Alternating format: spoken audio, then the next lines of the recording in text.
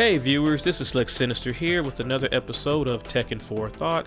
This time around I'm in practice mode so I can discuss my next subject. This topic I've named the frame data trap.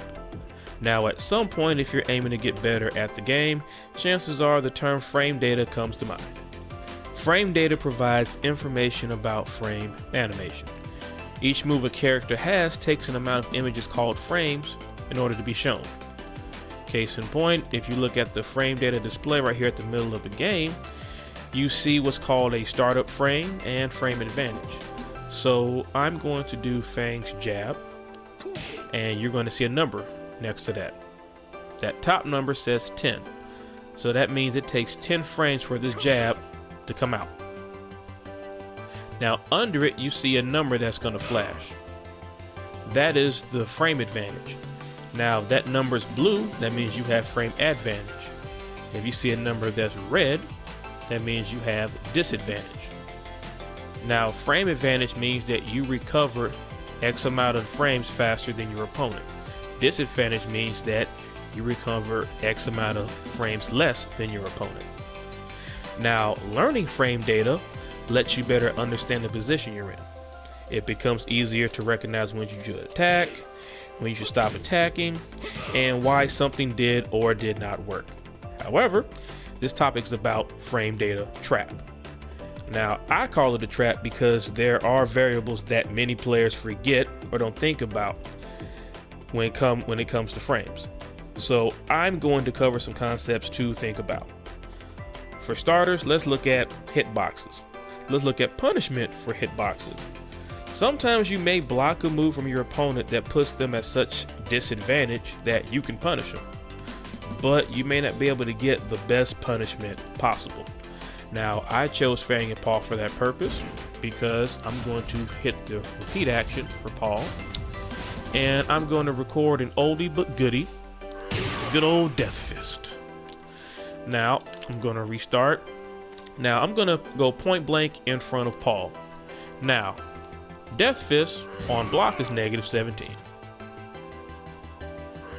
A lot of the cast are able to punish moves if they're at -17. However, Fang has a little problem.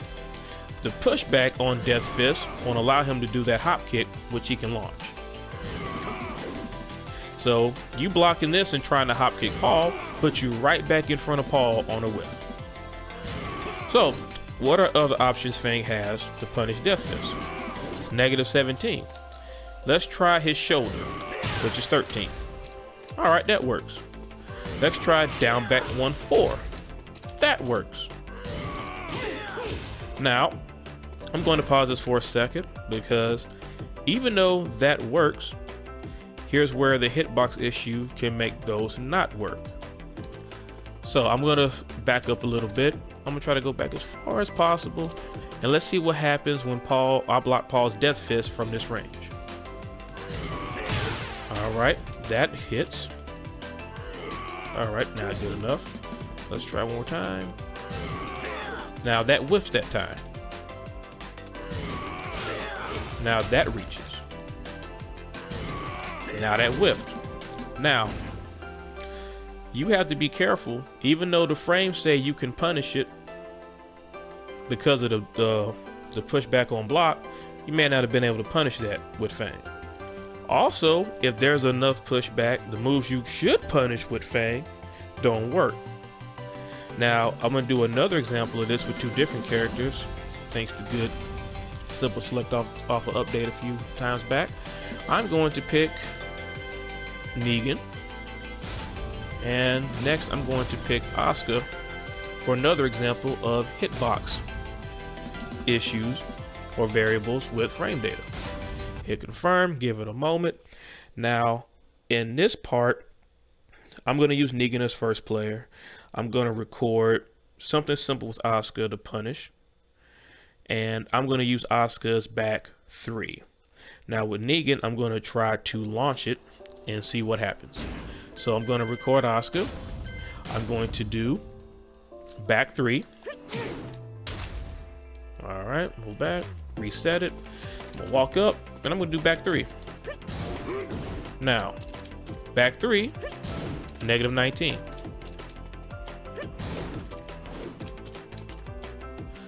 So I'm going to try to launch it, and I can't. Down forward 2 whiffs because of the pushback. Now that would be lovely punishment to do on this move, because this move crushes highs and lows, but you're not getting that launch with Negan for it. However, you can get the shank. Floor circle forward 1 reaches, even at tip range. Now, is it a good follow-up that you would like? No, but you have to take what you can get, not what you would like. Not cool. Now, I mentioned those few for hitboxes. Let's look at actually taking advantage. Now, having frame advantage gives you better possible options. It does not mean that your options are airtight. Sometimes you can test people by using moves whose startup frames will beat them out of immediate responses. If you think your opponent will freeze up after having advantage on block or hit, you might be able to put them into a mix-up. Now, mix-ups and frame traps are still a risk no matter what position you're in. Your opponent may be able to sidestep, armor move, reversal, or even press a button depending on what actions you take. So for this segment, I'm going to choose Claudio, that I'm going to control. And I'm going to set the computer to be Bob. So what I'm going to do with Claudio and Bob, I'm going to cover some options that Bob has off of one of his follow-ups on hit. Normally this is 1-4, and this is used for block punishment. But in this case, I'm just going to show you what happens on hit. Now, 1-4 for Bob has a 10 frame startup. Alright. And as you see the number, the frame advantage is +5. So, what I'm going to do is, let's say if I think my opponent's going to press a button, I'm going to record 1-4, and then I'm going to follow up with back 2 with Bob right away. No pause. So 1-4, back 2, stop. Now I'm gonna set it to play, and as Claudio, I'm going to try to do stuff to beat it out. So I'm gonna start off with a crouch jab. 1-4, crouch jab doesn't work. 1-4, crouch jab doesn't work. Now, crouch jab is a 10 frame startup, and a standing jab is a 10 frame startup. Let's see what happens if I try to do anything else, because those moves are already fast, so that would normally mean I can do anything else with the other moves. No mid. I'm gonna even try to hop kick. You can hear him, but nothing happens. Now, I'm gonna try to armor move with Claudio. Let's see what happens. Yeah, Bob has enough time to block the armor move after that. Now, Bob's doing 1-4 in the back 2. That's pretty solid as far as if you think someone's going to press a button. Now, let's extend that a little bit. I'm going to do 1-4 again, but this time I'm going to do Bob's down forward 2 because I want to fish for a counter hit because I want to launch. This is Bob's down forward 2. Now, on normal hit, that doesn't give you much, but on counter hit, launch it. So I'm going to do 1-4, down forward 2, have it set. So I'm going to see what happens if I immediately press a button. All right, I get launched. If I do a mid, I get launched. If I try to do a hop kick, I get launched. So if I do an immediate response, I might get launched. Let's see what happens let me see if I can dodge. All right, I can still dodge. Now back 2, I couldn't dodge because back 2 is a very fast mid. This mid is slightly slower than back 2. So this means you might want to be careful because this can happen. That's just punish, so that means that I punished you for a whiff. Now, let's say, we have 1-4 on hit, and we did 1-4 in the back 2, we did 1-4 in the down forward 4, which that can be slightly riskier because they can sidestep. Now, some opponents, they may freeze up and you can try to mix it up or dash in their face. Some may try you, some may not care. So I'm going to do 1-4 and I'm going to do Bob's Hell Sweep. So I'm going to do 1-4, then immediately Hell Sweep. So let's see what happens. Now I eat 1-4. I get beat up by down forward for 1 from Claudio. Down forward 4. Counter hit twin pistons. And good old hop kick. Now I tried to sidewalk to the background. That doesn't work. But I can sidestep to the foreground and avoid it. Now, that's an example of options you have. Now, some options are anti-button options. Other ones, you take a risk if you're trying to force a mix-up. This all depends on your opponent. Sometimes you got to get a feel to see whether or not your opponent may or may not respect you. If they do, okay, you can probably try and with a mix-up and confuse them. If not, you got to know what moves keep people in line.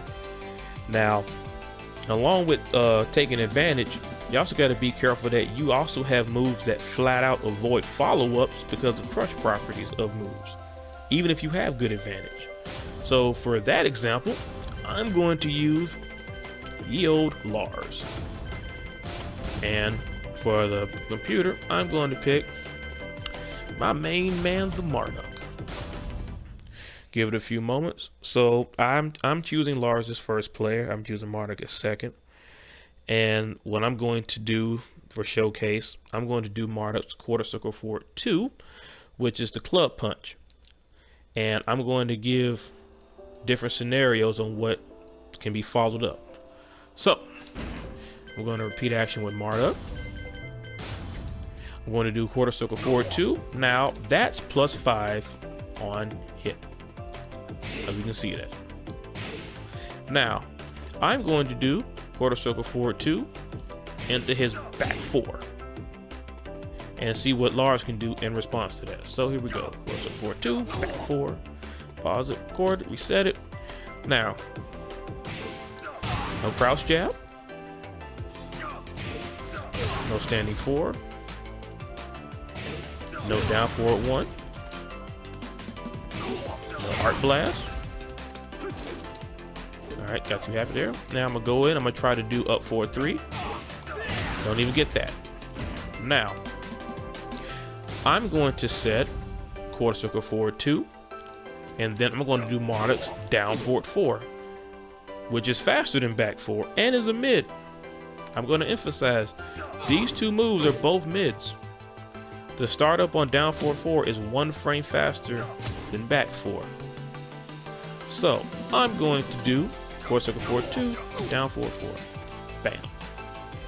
Now, same thing. Jab loses. Crouch jab loses. Down forward 1 loses. Arc blast loses. But guess what? Guess what doesn't lose out? Yield up forward 3. And it's a punish. Now to some of my Marduk players out there, if this ever happened to you, the first time was very salt inducing. Trust me, I know. Now that's an example of even if you have a frame advantage, some hitboxes are just going to beat you out. So you just got to be careful when it comes to that versus that's more character specific, but that's a variable to think about. Now, real quick, I'm going to cover knowing your disadvantage. So I'm going to pick Law and I'm going to pick King to showcase this. Do a little confirm. Now, just like you know your position as far as advantage with frames, you might also want to know the disadvantage. Now, you should understand the position you're in if your opponent puts you at disadvantage. Once you reach a certain point of disadvantage, you're limited in the responses you can make. if you choose to respond when you're that limited, you're going to be taking a high risk to get your turn back. So also remember, some of your moves can put you at enough disadvantage that you can be punished. So in this showcase, I'm going to use King and Law. Now for King, I'm going to show his forward 1. Now on hit, even though it's slow, on hit it's a mid and it's plus 14. You're at enough disadvantage to where you can't move. You just have to duck, block, or if you have a reversal parry, you can do that. But other than doing an actual attack, won't come out. So what I'm going to do is I'm going to do forward 1 into forward 1-4 with King. So let's go ahead and hit that record. Forward 1, forward 1-4, hold back. So I'm going to try crouch jab, can't do it. Do standing jab, can't do it. So normally, that means I can't do any mids, or I'm gonna try to sidestep. Can't do it. I'm gonna try to parry with Law, can't do it because it's the chest and not a arm or leg. So I'm going to do something a little different. I'm going to do forward 1 into forward 3. I'm sorry, record that again. Forward 1, forward 3. Now, the thing about Law is, even though I have this much disadvantage, granted I still can't press an immediate button. Can't sidestep to the background or the foreground. But I can still parry. So even when you're at that much advantage, be careful, because depending on the character, some characters can still try to get their turn back. Now, these are just a few examples of frame data traps. There's a whole bunch. I just wanted to do a few because the reason why I'm doing the few is for this last segment, which is called respecting frames. Now, a popular complaint among players is getting frustrated at their opponent, quote unquote, pressing buttons during their mix-ups. They'll have some advantage and the option they chose to use gets beat out by their opponent. And people tend to get mad and upset. You telling the opponent doesn't respect frames, they don't know what they're doing, I can't believe they did that, such a scrub, etc, etc. Now, at the end of the day, it's not that person's fault that you ate that. It's yours. Now, frame data, like I stated earlier, is information. There's so much to understand and learn about this game. Some people might not even be aware that that was bad. A lot of the players that we all like and adore, they don't know every single frame, or at least not on the fly. That's a lot to dissect in this game. There are countless moves in this game with different properties on hit, block, and counter hit. Now, also, as I've stated before, everything is a gamble. Even if the odds are in your favor, it doesn't mean you'll win the exchange. Frame data gives you an understanding of those options you can use. However, any option is still a risk, and a risk is not a guarantee. Now, this is Slick Sinister. This is my brief discussion on frame data trap. I appreciate you guys for watching. Hit the subscribe button or the notification button, and tune in next time to me for Tekken for Thought. Thank you.